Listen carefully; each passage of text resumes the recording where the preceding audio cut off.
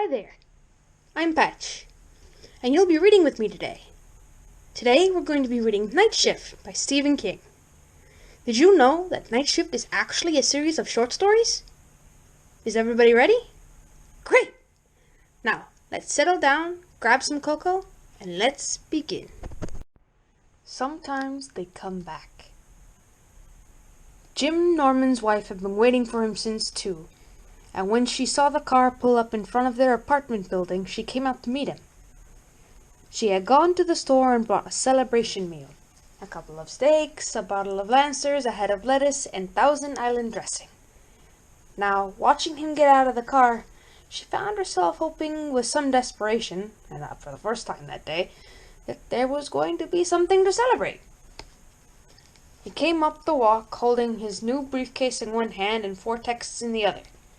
She could see the title of the top one, Introduction to Grammar.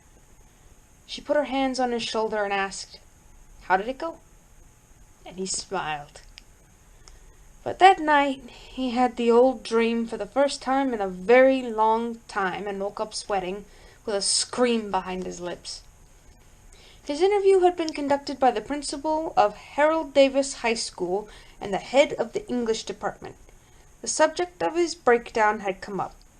He had expected it would. The principal, a bald and cadaverous man named Fenton, had leaned back and looked at the ceiling.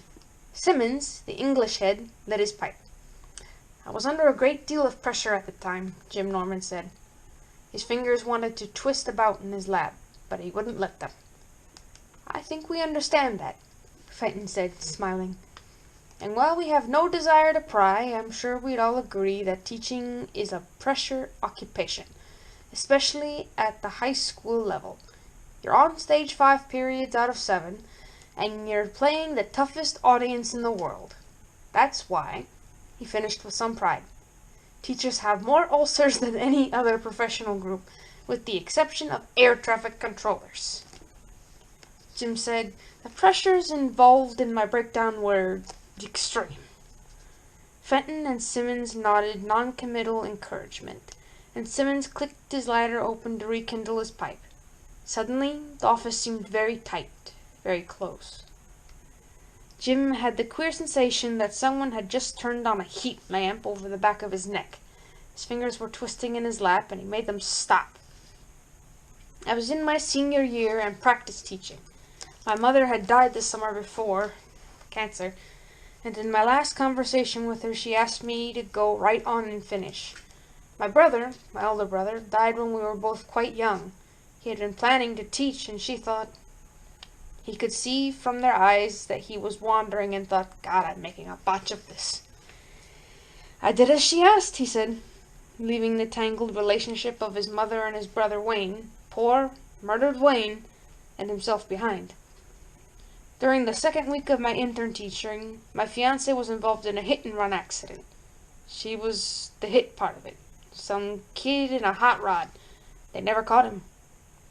Simmons made a soft noise of encouragement. "I went on.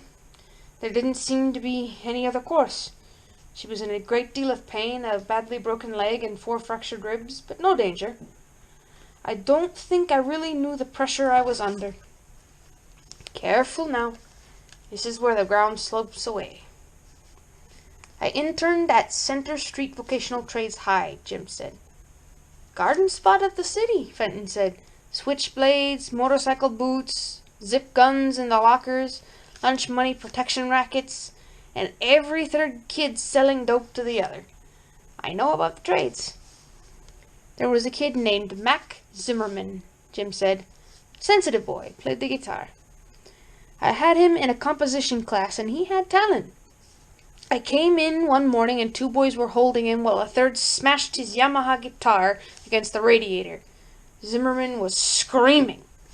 I yelled for them to stop and give me the guitar. I started for them and someone slugged me." Jim shrugged. "That was it. I had a breakdown. No screaming mammies or crouching in the corner. I just couldn't go back. When I got near trades, my chest would tighten up. I couldn't breathe right. I got cold sweat. That happens to me, too," Fenton said amiably.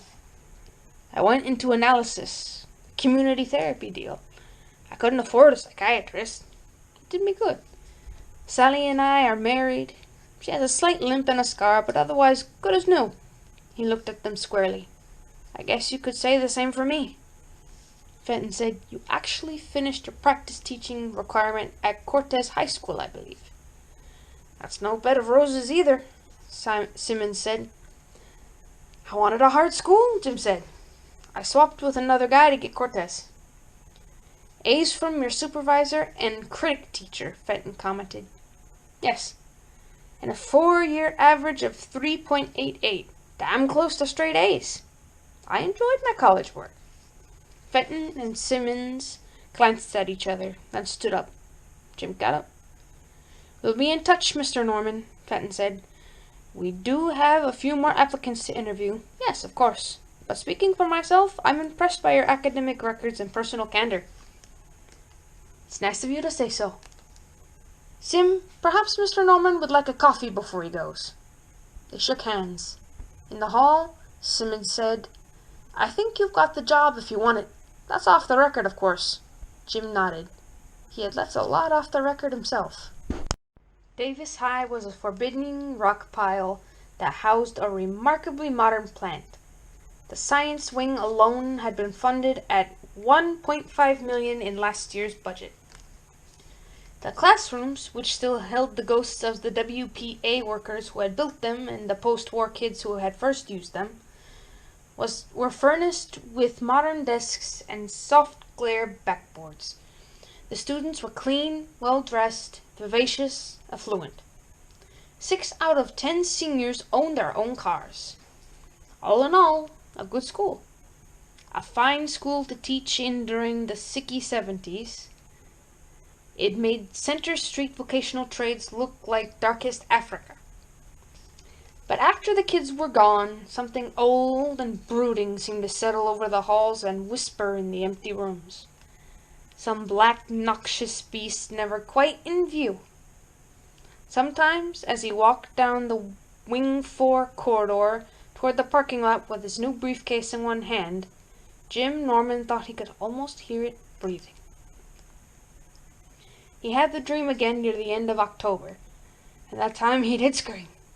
He clawed his way into raking reality to find Sally sitting up in bed beside him, holding his shoulder. His heart was thudding heavily. "God," he said, and scrubbed a hand across his face. "Are you all right?" "Sure. I yelled, didn't I?" "Boy, did you. Nightmare?" "Yes." "Something from when those boys broke that fellow's guitar?" "No," he said. "Much older than that. Sometimes it comes back, that's all. No sweat." "Are you sure?" "Yes. Do you want a glass of milk?" Her eyes were dark with concern. He kissed her shoulder. "No, go to sleep." She turned off the light and he lay there, looking into the darkness. He had a good schedule for the new teacher on the staff. Period 1 was free, 2 and 3 were freshman comp, 1 group dull, 1 kind of fun. Period 4 was his best class, American Lit with college-bound seniors who got a kick out of bashing the old masters around for a period each day. Period 5 was a consultation period, when he was supposed to see students with personal or academic problems. There were very few who seemed to have either, or who wanted to discuss them with him, and he spent most of those periods with a good novel. Period 6 was a grammar course, dry as chalk dust. Period 7 was his only cross. The class was called Living with Literature, and it was held in a small box of a classroom on the 3rd floor. The room was hot in the early fall and cold as the winter approached. The class itself was an elective for what school catalogs coyly call the slow learner. There were 27 slow learners in Jim's class, most of them school jocks. The kindest thing you could accuse them of would be disinterest, and some of them had a streak of outright malevolence. He walked in one day to find an obscene and cruelly accurate caricature of himself on the board with Mr. Norman unnecessarily chalked under it. He wiped it off without comment and proceeded with the lesson in spite of the snickers. He worked up interesting lesson plans, included AV materials, and ordered several high-interest, high-comprehension texts, all to no avail. The classroom mood veered between unruly hilarity and sullen silence. Early in November, a fight broke out between two boys during a discussion of mice and men. Jim broke it up and sent both boys to the office. When he opened his book to where he had left off, the words "bite it" glared up at him. He took the problem to Simmons, who shrugged and lit his pipe. "I don't have any real solution, Jim. Last period is always a bitch. And for some of them, a D grade in your class means no more football or basketball. And they've had the other gut English courses, so they're stuck with it." "And me, too," Jim said glumly. Simmons nodded. "Show them you mean business, and they'll buckle down. If only to keep their sports eligibility." But Period 7 remained a constant thorn in his side. One of the biggest problems in living with Lit was a huge, slow-moving moose named Chip Osway. In early December, during the brief hiatus between football and basketball, Osway played both, Jim caught him with a crib sheet and ran him out of the classroom. "If you flunk me, we'll get you, you son of a bitch," Osway yelled down the dim third-floor corridor. "You hear me?" "Go on," Jim said. "Don't waste a breath." "We'll get you, creepo." Jim went down back into the classroom. They looked up at him, blandly, faces betraying nothing. He felt a surge of unreality, like the feeling that had washed over him before. "We'll get you, creepo." He took his grade book out of his desk, opened it to the page titled "Living with Literature," and carefully lettered an F in the exam slot next to Chip Osway's name. That night he had the dream again. The dream was always cruelly slow. There was added time to see and feel everything. And there was the added horror of reliving events that were moving toward a known conclusion, as helpless as a man strapped into a car going over a cliff. In the dream, he was 9 and his brother Wayne was 12. They were going down Broad Street in Stratford, Connecticut, bound for the Stratford Library. Jim's books were 2 days overdue, and he had hooked 4 cents from the cupboard bowl to pay the fine. It was summer vacation. You could smell the freshly cut grass. You could hear a ball game floating out of some second-floor apartment window. Yankees, leading the Red Sox 6-0 in the top of the 8th. Ted Williams batting. And you could see the shadows from the Burritt's Building Company slowly lengthening across the street as the evening turned slowly toward dark. Beyond Teddy's Market and Burritt's, there was a railroad overpass, and on the other side, a number of the local losers hung around the closed gas station. 5 or 6 boys in leather jackets and pegged jeans. Jim hated to go by them. They yelled out, "Hey, Four Eyes," and "Hey, Shit Heels," and "Hey, you got an extra quarter?" And once they chased them half a block. But Wayne would not take the long way around. That would be chicken. In the dream, the overpass loomed closer and closer, and you began to feel dread struggling in your throat like a big black bird. You saw everything. The Burt's neon sign just starting to stutter on and off. The flakes of the rust on the green overpass. The glitter of broken glass in the cinders on the railroad bed. A broken bike rim in the gutter. You try to tell Wayne you've been through this before 100 times. The local losers aren't hanging around the gas station this time. They're hidden in the shadows under the trestle. But it won't come out. You're helpless. Then you're underneath, and some of the shadows detach themselves from the walls, and a tall kid with a blonde crew cut and a broken nose pushes Wayne up against the sooty cinder blocks and says, "Give us some money. Let me alone." You try to run, but a fat guy with greasy black hair grabs you and throws you up against the wall next to your brother. His left eyelid is jittering up and down nervously, and he says, Come on, kid. How much you got? 4 cents. You fucking liar. Wayne tries to twist free, and a guy with odd orange-colored hair helps the blonde one to hold him. The guy with the jittery eyelids suddenly bashes you one in the mouth. You feel a sudden heaviness in your groin, and a dark patch appears on your jeans. Look, Vinny, he wet himself. Wayne's struggles become frenzied, and he almost, not quite, gets free. Another guy wearing black chinos and a white t-shirt throws him back. There's a small strawberry birthmark on his chin. The stone throat of the overpass is beginning to tremble. The metal girders pick up a thrumming vibration. Train coming. Someone strikes the books out of your hands, and the kid with the birthmark on his chin kicks them into the gutter. Wayne suddenly kicks out with his right foot, and it connects with the crotch of the kid with the jittery face. He screams. Vinny, he's getting away! The kid with the jittery face is screaming about his nuts, but even his howls are lost in the gathering, shaking roar of the approaching train. Then it is over them, and the noise fills the world.